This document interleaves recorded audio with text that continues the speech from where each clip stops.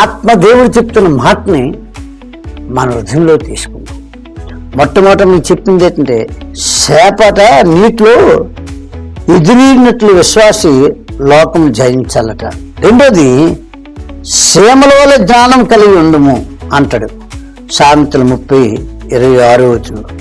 శ్రమల వల్లే జ్ఞానం కలిగి ఉండాలి. చూడండి, మిడతలకి రాజు లేడు, కానీ అవి వైభవంగా, రాజు లేకపోయినా ఒక్క ఆ మిడత వెళ్తే అన్నీ ఆ క్రమంగా వెళ్తాయి.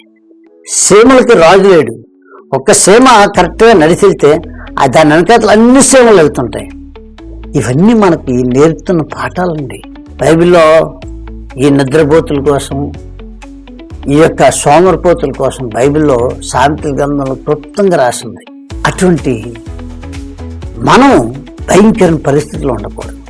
మనం దీవించబడాలి, ఆశీర్వదించబడాలి, దినదినం కూడా అభివృద్ధి పొందాలి అంటే దేవునితో నువ్వు నడవాలి, దేవుణ్ణి నడిపించాలి. ప్రభువా, నా ప్రాణం ఉన్నంత వరకు నీ చిత్తాన్ని జరిగిస్తాను తండ్రి అని లోబడాలి.